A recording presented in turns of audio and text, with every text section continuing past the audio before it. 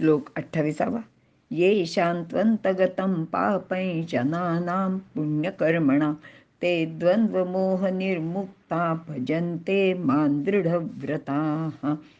अर्थ, ज्या सदाचारी लोकांचे पाप नष्ट झालेले आहे, ते द्वंद्वाच्या मोहातून सुटून दृढव्रती होऊन मलाच म्हणजे परमेश्वराला भजतात किंवा माझी भक्ती करतात, असं अर्जुनाला भगवंत इथे सांगत आहेत. विवरण: जे लोक पुण्यकर्म करतात, सदाचाराने वागतात, त्यांचे पाप नष्ट होत जाते. ते दृढव्रती पुण्यात्मे द्वंद्वमोहापासून मुक्त होऊन ईश्वराला जाणायला लागतात.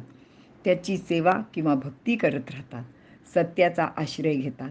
आजूबाजूचे सर्व लोक जरी संभवात किंवा संभ्रमात पडलेले असले तरी हे लोक मात्र आपले सद आचरण नेहमीच करीत असतात.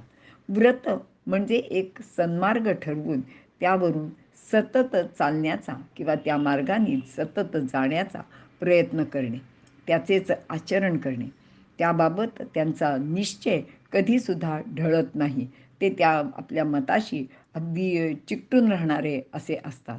सामान्य माणसे एखादी गोष्ट एकदा करतात, ठरवितात आणि काही दिवस तसं वागायचा प्रयत्न करतात. पण काही कारणाने ती गोष्ट एखाद्या दिवशी घडत नाही आणि मग नंतर मात्र ती गोष्ट ते सोडून देतात. नुसतं सोडून देतात असं नाही, तर ते अगदी सोयीस्करपणे विसरून सुद्धा जातात. परंतु हे जे लोक आहेत ते दृढ निश्चयी असतात. ते कितीही, कशीही, कोणतीही अडचण आली, संकट आलं तरी त्यापासून ढळत नाहीत. किंवा काही वेळा लोक त्यांना विरोध करतात, टिंगलटावाळीसुद्धा करतात. काय ह्याचं बघितलं ना, अगदी फार स्वतःला असं समजतो वगैरे वगैरे. पण तरीसुद्धा हे लोक त्याकडे दुर्लक्ष करतात आणि आपल्या मार्गावरनं थोडेसे सुद्धा बाजूला होत नाहीत.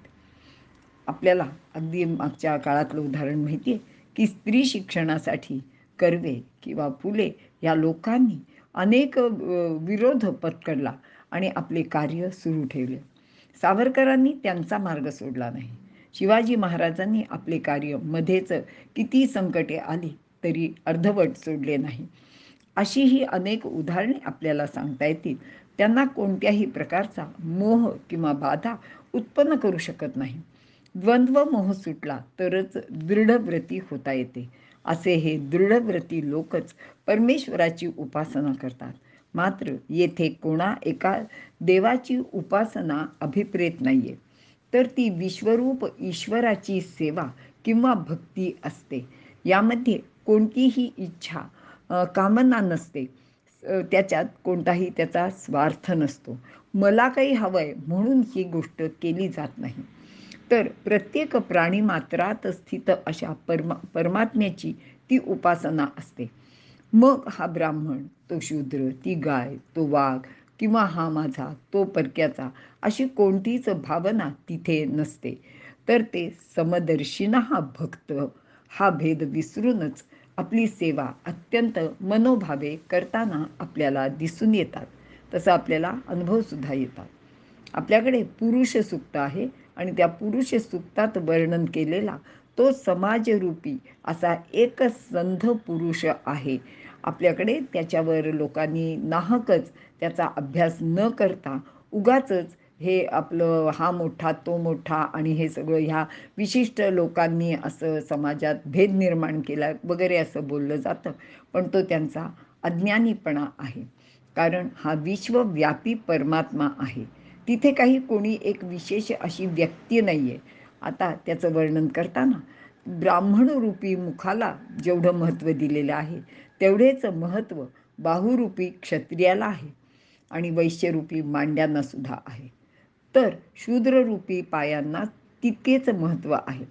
एकाच देहाचे हे सर्व अवयव असल्याने तेथे एकच संध देहाचा विचार करून त्याप्रमाणे प्रत्येक अवयवाला तेवढेच महत्त्व दिलेले आहे.